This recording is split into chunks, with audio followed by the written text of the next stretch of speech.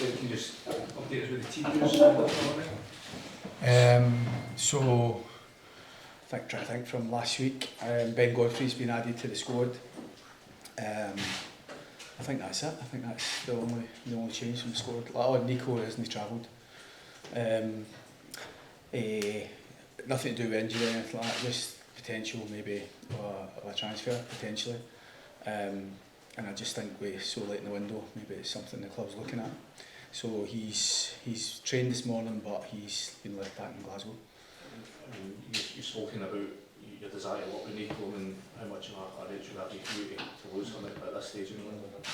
Yeah, but that's kind of hypothetical at the minute. I think I think there's, when I came into the job, there was it was quite kind of clear that there was maybe going to be an opportunity for Nico elsewhere. There's been plenty of interest in him. We believe that interest has stepped up over the last couple of days. So something may or may not happen. If Nico stays beyond the window, then it'd be great to work with him. But if he doesn't, we wish him well. And you're confident you've got the bodies in the squad as is to cover for Nico once if he does depart? Yeah, obviously the club we've been quite busy in certain areas of the pitch. We're a bit stronger than others. So I think everything moves on. And Nico served the club well. There's obviously maybe an opportunity for him and the club to maybe capitalise on that for a transfer fee, but like I say, I don't really want to say too much about Nico at the minute until if and when something happens. It's still an if rather than a certainty. So maybe can comment a bit more on that if something happened. Yeah, I think we're close. Certainly doing one. Minsu is obviously one that we're been really active on. We're not in a position we can announce anything at the minute, but it wouldn't be a million miles away to suggest that hopefully that one happens for us. And we're still working on one or two other things. The sooner we get them in, the better. But the club are working hard to try and deliver the players that we require for the season ahead. Derek, would Sunday be too soon for either Minsu or Kelsey or both? Well, we haven't signed them yet, so we are still working hard to try and make a couple of signings. I think that maybe if we can get things resolved over the next 24 hours, 48 hours with any signing, then they might have a chance for the game on Sunday. But I need to leave that to the people at the club who are working hard to try and get deals done, which is, as we've seen, isn't always easy. But our focus is just on this game tomorrow night, and we'll see where we stand going into Sunday's game. Was it a beneficial week for you to not have a game at the weekend after that busy start of the season, just have a bit of time to work with your squad and the new boys as well? Yeah, absolutely. I think we're grateful for any time on the training pitch, and the lads have been in as well, so we've worked hard but been able to work at a better pace. When the games come thick and fast, Thursday, Sunday, and obviously the schedule's coming up, I think 4 games in 12 days. The ability to train is going to be very it's going to be minimum really, so took advantage of that, getting 1 or 2 days off for the players, but there was also one over the weekend to keep that work going as well. So I think having the option to take the free weekend is, as you've seen, all the clubs have took up that option, and hopefully it pays the benefit for us. I was going to say that's the key, isn't it? Obviously, Derek, to use that time you have on the training ground, but for that to then translate into, presumably, you look for better performances on the pitch.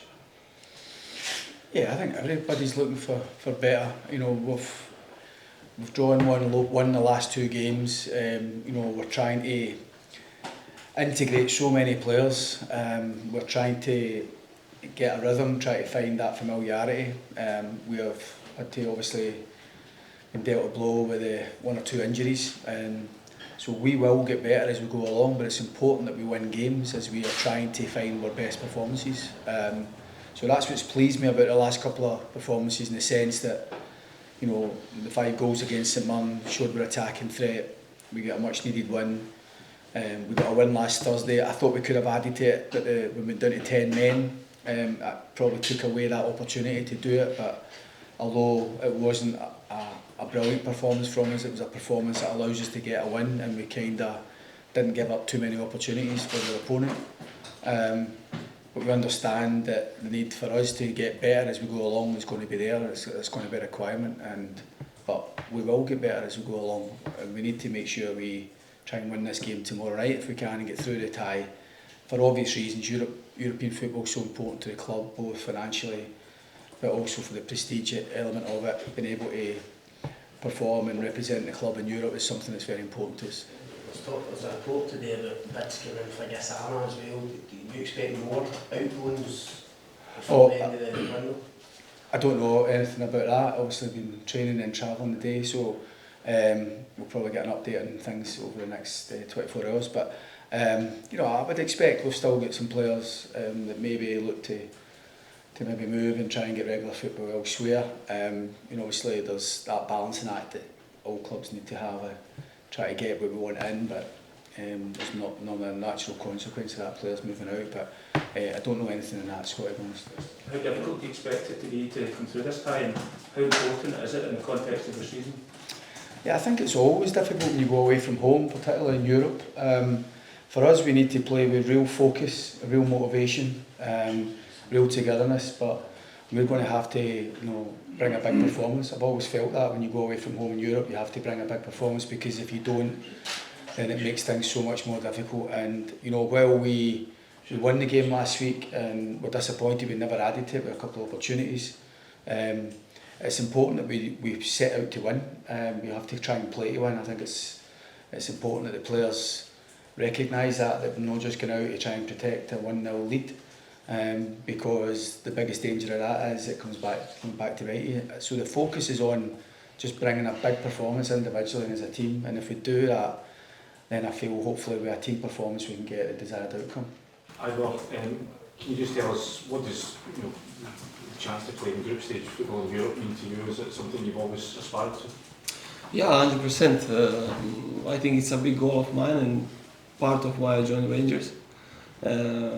It's the goal we want to pursue, and I think we are all ready for it. So we can't wait for tomorrow and to go out and put on a performance that we will be proud of.